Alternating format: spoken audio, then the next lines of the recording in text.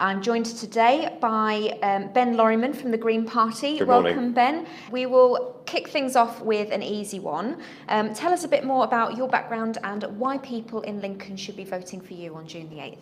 Okay. There are several reasons.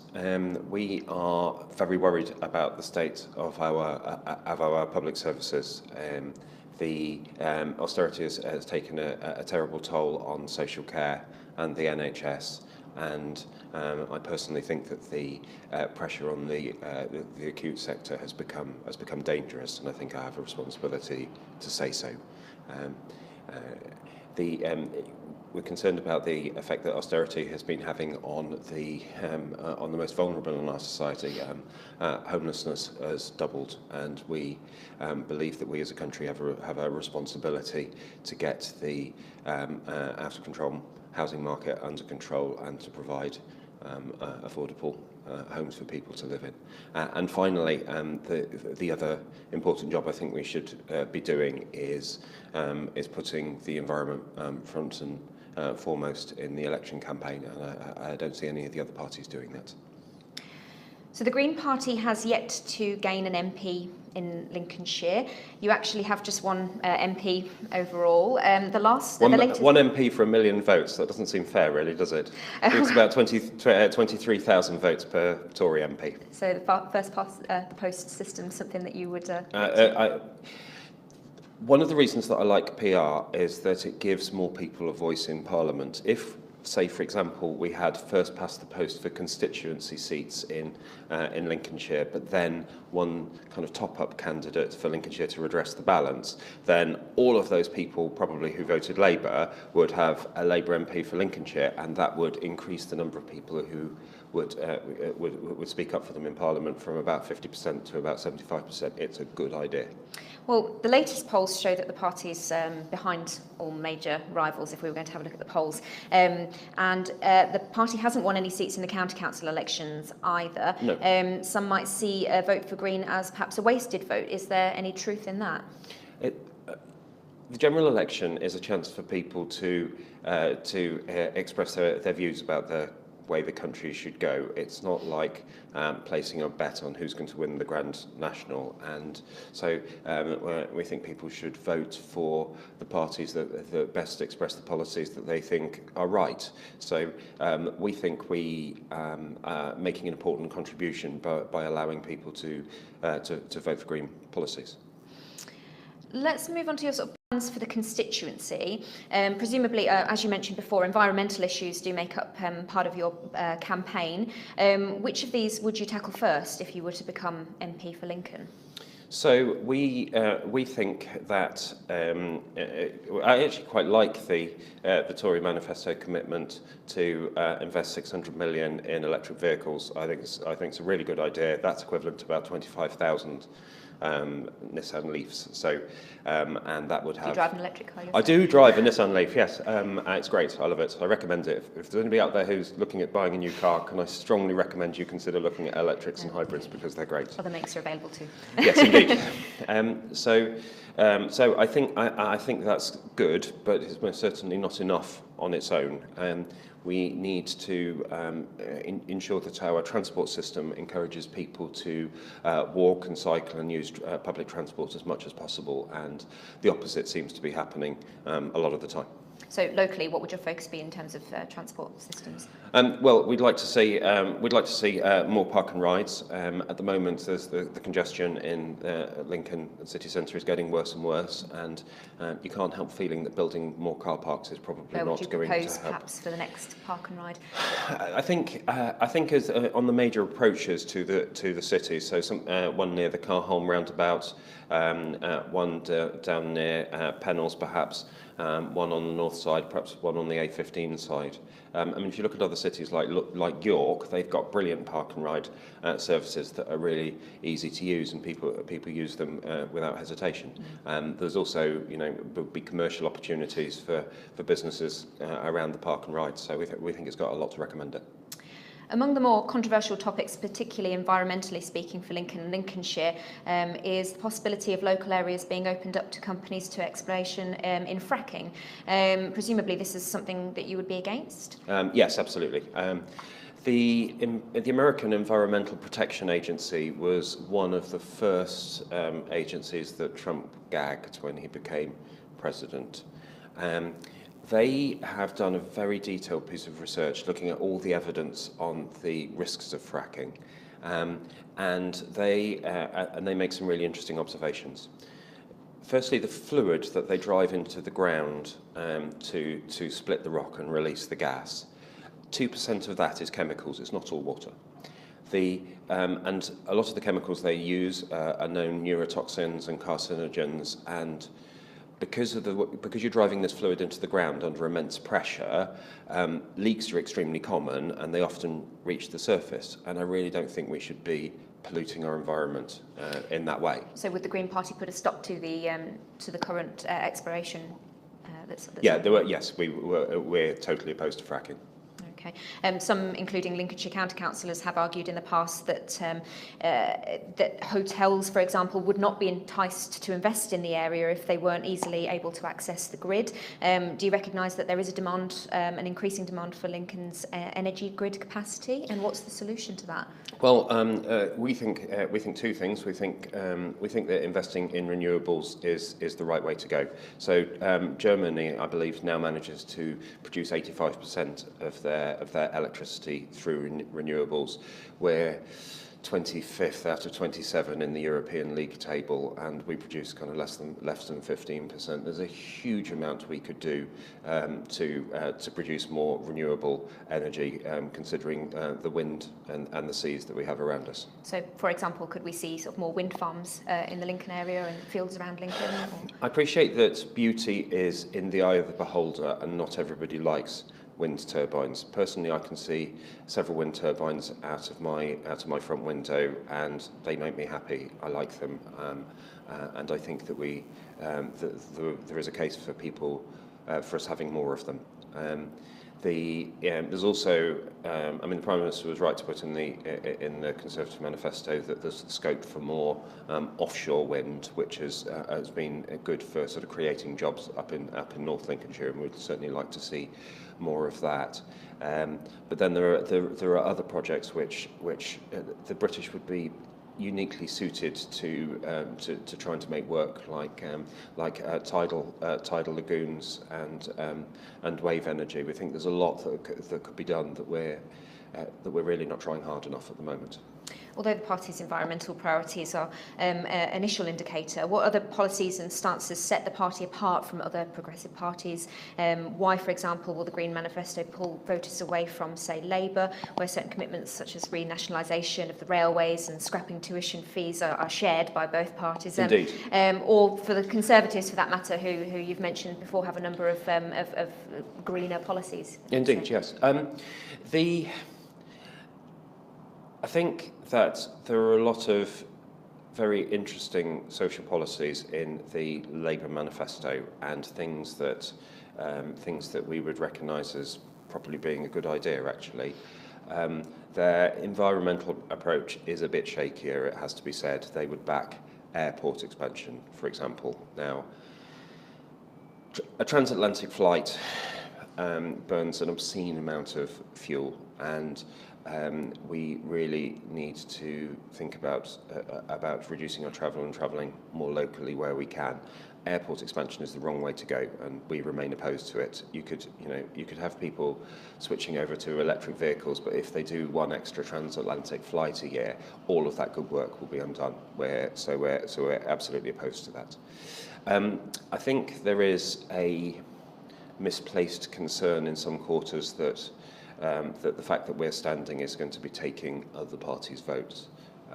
We don't think that's true, partly because in many cases, many floating voters will look at the two candidates who they consider to be front runners on the day, and then decide between the two of them. So I think there will be a number of core sort of Green Party supporters who will vote for us, but I don't think we're going to change the outcome of the election. So you're not feeling that optimistic then about the Greens? About being sent down to Westminster, it would be lovely, and I would work very hard for Lincoln Borough if that were to happen.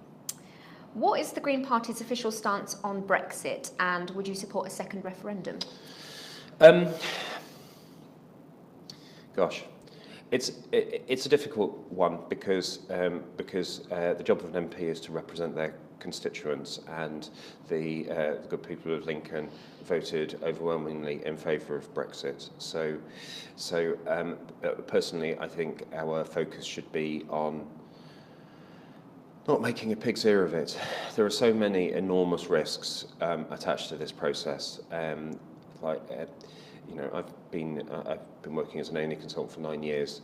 In that time, most of the doctors I've offered jobs to have been from overseas, and over half have come from the European Union. If we change freedom of movement to something that resembles the current visa system, then I think there are going to be more A&E departments closing. I just don't think it's going to be possible to keep everything open. So we've got to work on ensuring that we have an appropriately light touch visa system for industries that do depend on having foreign workers. So agriculture, a lot of the growers who grow sort of food and soft fruit. There's over 100,000 EU workers in the agricultural industry, and as it stands, it's very difficult for them to recruit workers from the UK. I mean, and you do worry that unless they get the balance on immigration right, that there are going to be whole industries that are going to suffer. So I think it's entirely reasonable to be concerned that the immigration system hits the right balance. Then there are, you can see around the Brayford how the university is thriving and building more buildings. One of the reasons that Lincoln University is in the top 50 in the country, and we have so many universities in the top 10 in the world, is that students and scientists are relatively free to come and work in our universities. That freedom of movement has got to be replaced with a light touch way of allowing people to still come here and work. Otherwise it's going to be a disaster. Okay, so now if you look at, I'm sure there are lots of people out there who hate the EU and think that Theresa May should be given a free hand to do exactly what she likes. We don't think so. We think that the commitment to bringing migration down to tens of thousands is potentially extremely dangerous, and we think that the British people should be given the say on the final vote. So in that respect, you would support a second referendum? I would support a second referendum, but my focus is going to be on trying to hold the government to account to ensure that the Brexit negotiations lead to the best deal for everybody. I think that's the most important. Yeah, and you mentioned in the deal that free movement would be vital for your party. And what else would make up? I would say I would describe it more as light touch movement. Okay, so I worked as a doctor in New Zealand for a little while. My papers involved popping into the New Zealand University, New Zealand. Embassy on the way to the airport and having a quick chat, and then my papers were stamped. That's the kind of light touch that you want for people who've got jobs to go to. Currently, if we try and recruit a doctor from India or Pakistan, say, it takes a year. Inevitably, they found something better to do by the time the bureaucracy's finished. That can't be allowed to happen. It's going to be a disaster. Okay. And what else would make up the package of an acceptable deal for you, other than, I'm sure, as an A&E doctor, £350 million more a week for the NHS? Oh, that would be lovely, wouldn't it? Wouldn't that be nice? Think of all the things we could do with that. There is, for anybody who's who cares about what happens to the NHS and social care systems, can I heartily recommend they have a look at the House of Lords Select Committee on Sustainability of the NHS and Social Care. Even if you only read the first 3 pages, the executive summary, it's full of very sensible, very well balanced advice about what should happen to the NHS and social care over the next few years. They talk about, at top of their list is that they say that the failure of successive governments to have had a credible kind of rolling 10-year workforce plan for the NHS is the biggest internal threat to it being sustainable in the future. So I think that you're already showing signs of that in well, I mean, experience? Grantham's closed because of the lack of A&E doctors. That's why they've closed it overnight. And I think, if we do Brexit badly, I think other A&E departments will close overnight. I mean, I think that having a proper 10-year plan where we do our best to kind of estimate the number of healthcare professionals that we actually need, and then actually train them is just in everybody's best interest. But you can't, I suppose, rely on professionals from overseas. No. And there must be a solution for recruitment difficulties that we can sort of tap into in Lincoln and Lincolnshire. Would you, for example, support a medical school in the county? Would you see that as a solution? I do see it absolutely as part of the solution. I think that recruiting docs into and indeed nurses into Lincolnshire is extremely difficult, and if you train more people here, they'll fall in love with the place and they'll stay. But the important thing to remember is it takes a long time to train these people from being students, and there's still going to be like a 10-year gap. During that time, we're still going to need to be able to recruit people from overseas with relative ease. In terms of attracting more sort of students into study, the party one-upped Labour this week with its manifesto pledge not only to scrap tuition fees but also to write off existing student debts as well. What would be the visible benefit of that here in Lincoln, where the city's 2 universities contribute significantly to local economy as well? Well, I mean, it would be enormously beneficial. I mean, the amount of money that the students finish with in debt is just obscene. I was horrified enough when I finished with 10 grand's worth of debt, but if these people are finishing with 50, 100 grand's worth of debt, some of the medical students. Is it an affordable pledge though? Can it be costed? Well, yes, it can be costed. We think that there are several things that we could do. The first one is it was nice to see Labour adopt the Robin Hood tax, which has been a Green Party commitment for a long time. So what we're suggesting is that there is a small percentage tax, on big banks trading in bonds, equities, and derivatives, and that could raise a sizable sum to help support our public services. That's been done in other countries. It can work, and we think they should pay their fair share. Just remind me how much is needed to fund this pledge. To fund this pledge, I'm terribly sorry, I don't remember that exact figure. Okay, but is it worth? Presumably, it's in the billions. Yeah, certainly. Is it worth the extra cost to the taxpayer when it appears that fees have so far done little to disrupt the ever-growing number of people who take up a degree? I think that I don't think it's fair or reasonable that we shoulder our young people with all of this debt. I think that it is reasonable to ask those sections of society and economy that benefit from training these people to contribute a little more. For example, our corporation taxes are exceptionally low. Now, even the Financial Times editorial has suggested that actually with the uncertainty of Brexit, trying to reduce corporation taxes further isn't going to entice any further big businesses to come to our shores. But actually, a lot of these big businesses are the businesses that benefit from the human capital of the graduates we produce, and we think that increasing corporation tax on medium and large businesses to help fund education would be a very good start. And before we run out of time, if the polls are anything to go by, the most likely frontrunners in the race to become next Prime Minister are Theresa May and Jeremy Corbyn. Which would you prefer? Thank you very much for this question. My answer remains, I think Caroline Lucas would make an excellent Prime Minister. And if you had to choose between the two frontrunners? I don't have to choose between the first two frontrunners. I think the country would be a lot better off with a few more Green MPs. Caroline Lucas has won Parliamentarian of the Year several times running, honour which I don't believe has been bestowed on either of the two frontrunners.